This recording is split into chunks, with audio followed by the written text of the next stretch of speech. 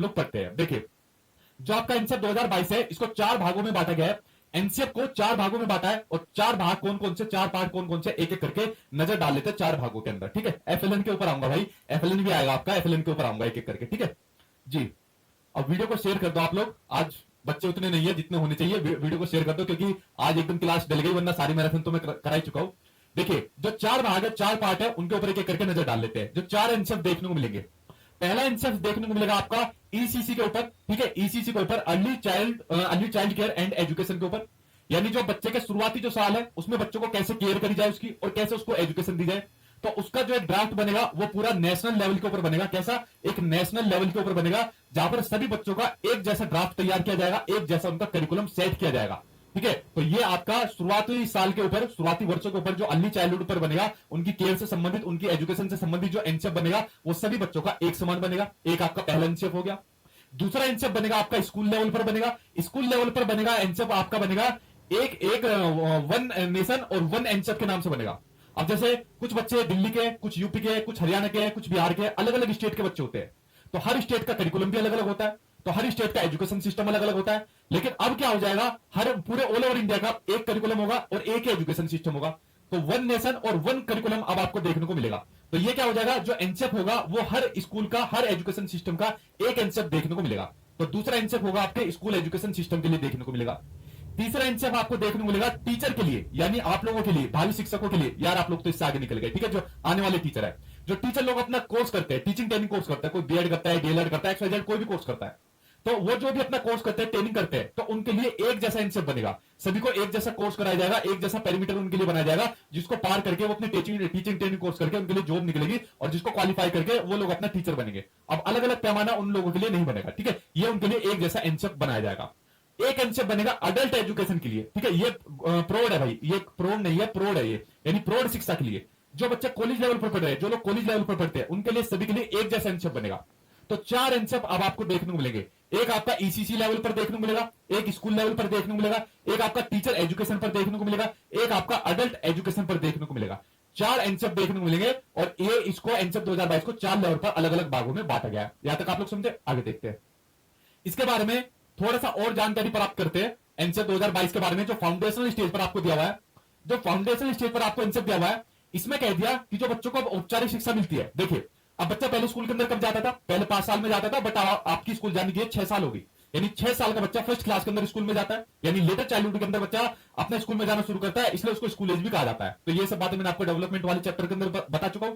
लेकिन बच्चा अब तो स्कूल जाना स्टार्ट कर देता है, तो औपचारिक विद्यालय शिक्षा शुरू कर देता है किसके अंदर? आपका फाउंडेशन स्टेज के अंदर बच्चा स्टार्ट कर देता है एजुकेशन लेना शुरू। तो आपकी औपचारिक विद्यालय शिक्षा इसी के अंदर लेना शुरू कर देगा, यानी 3 वर्ष की आयु में बच्चा एजुकेशन लेना शुरू कर देता है। कैसी? अनौपचारिक नहीं, औपचारिक शिक्षा लेना शुरू कर देता है।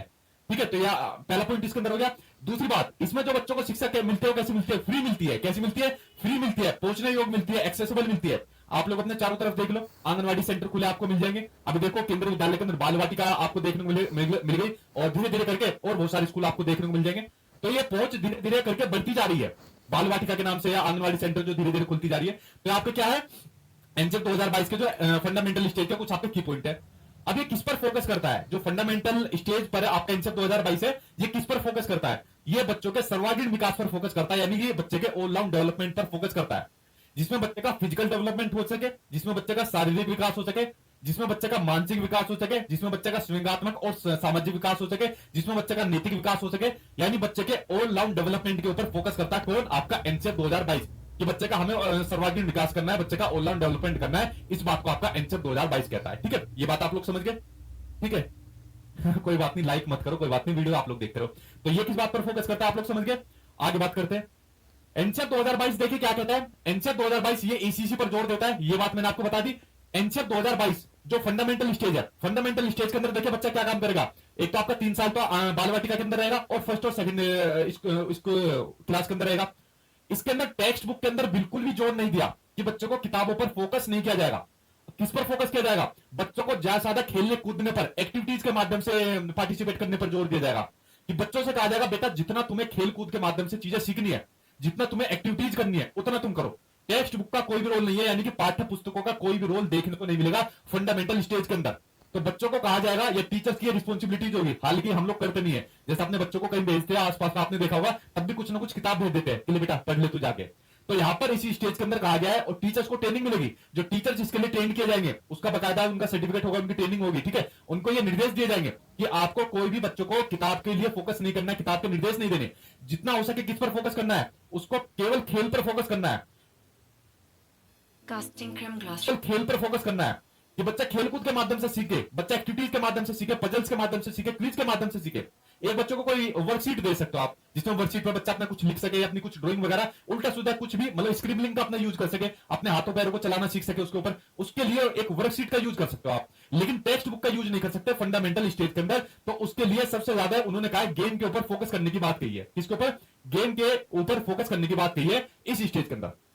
देखिए, जब धर्मेंद्र प्रधान ने वाली प्रेस कॉन्फ्रेंस करी थी, या आप लोग जैसे ऑथेंटिक किताबें पढ़ते हैं, एनसीईआरटी पढ़ते हैं, या फिर आप एनवाईएस की किताबें पढ़ते हैं, तो वहां पर एक बात कही हुई है, वहां पर यह बात कही है कि जो बच्चे के शुरुआत के 6 साल होते हैं, तो 6 साल पर बच्चे का लगभग 85% तक उसका मानसिक विकास हो जाता है। कितना? बच्चे का 85% तक उसका मानसिक विकास हो जाता है। तो इसलिए हमें बच्चों का जितना भी हो सके उसको एक्टिविटीज करानी है, ना कि उसको किताबों की तरह ले जाकर उसको रटन प्रणाली की तरफ ले जाना है। तो एनईपी 2020 ने भी ये बात कह दी थी कि हमको बच्चों को रोट लर्निंग नहीं करानी, हमको उसको कंसेप्चुअल अंडरस्टैंडिंग की तरफ लेकर जाना है, उसको चीजें समझानी है। और एनसेप 2022 ने भी ये वाली बात कह दी कि हमको बच्चों को रटानी नहीं है कोई भी चीजें, हमको बच्चों को जितना हो सके उनकी क्रिएटिविटी को बढ़ाना है, हमको बच्चों को जितना हो सके उनकी एक्टिव पार्टिसिपेशन को बढ़ाना है। जितना बच्चा खेलकूद के माध्यम से सीखेगा उतना ही उसका ऑलराउंड डेवलपमेंट उसका देखने को मिलेगा। इसलिए वाली बात पर ज्यादा फोकस किया गया है फंडामेंटल स्टेज के अंदर कि बच्चों को जितना हो सके खेलकूद के माध्यम से सीखने को ज्यादा बढ़ावा दिया जा सके, ठीक है। और ये बात होगी आपके सर्वांगीण विकास पर, सर्वांगीण शिक्षा पर ज्यादा बल देता है, जिससे लर्निंग आउटकम सुधारने पर जोर दिया जाए। लर्निंग आउटकम्स आपके क्या होते हैं? सीखने के अधिगम या सीखने का प्रतिफल किसको कहा जाता है? जब बच्चे को कोई चीज सिखाई जाए, मान लीजिए बच्चे को कोई चैप्टर सिखाया गया और उसके बाद बच्चे को उस चैप्टर से संबंधित कोई टॉपिक दिया, कोई एक्सरसाइज दी, और अगर मान लीजिए बच्चे ने वो कर दी, तो समझ लो उसको लर्निंग आउटकम्स उसके प्राप्त हो गए। मान लीजिए बच्चे को मैंने कोई चैप्टर दिया, ठीक है, चैप्टर दिया, ये चैप्टर दिया किसी पौधे के बारे में, और चैप्टर से संबंधित मैंने नीचे कुछ क्वेश्चन दे दिए, कुछ एक्सरसाइज दे दी, अगर बच्चे ने सोल्व कर दी तो समझ लो मेरे लर्निंग आउटकम्स मुझे मिल गए कि बच्चों को चैप्टर समझ में आ गया। अगर बच्चे ने ये सोल्व नहीं करी तो समझो लर्निंग आउटकम्स प्राप्त नहीं हुए, सीखने के प्रतिफल प्राप्त नहीं हुए। तो ये होता है आपके लर्निंग आउटकम्स होते हैं, ठीक है। आगे बात करते हैं। अच्छा, इस एनसेप 2022 की सबसे जो जान बताई गई है, इस एनसेप 2022 की जान किसको बताया गया है? इसमें गुरुकुल शिक्षा से 5 चीजें ली गई है, जिसको पंचकोश के नाम से जाना जाता है। देखिए, एनसेप 2022 की खूबसूरती बताई गई है। इसके अंदर क्या बात बताई हुई है कि इसमें हमारी जो मतलब पुरानी चीज है, इसमें जो हमारा इतिहास है, जो इसमें पुरानी चीजें इतिहास हमारा, और जो आधुनिकता है, ठीक है, उन दोनों का मिक्सचर इसके अंदर लिया हुआ है कि जो हमारा इतिहास है, जो हमारी सभ्यता है, उसको लिया हुआ है, और जो हमारा आधुनिकता है, जो हमारा चल रहा है, उसको इसके अंदर समावेशित किया गया है। तो दोनों चीजों को ऐड किया गया हमारे एनसेप 2022 के अंदर कि हमारे बच्चे हमारी सभ्यता के बारे में जान सके, और जो हमारी चीज, हमारी नई नई टेक्नोलॉजी देखने को मिली है, उसको जान सके।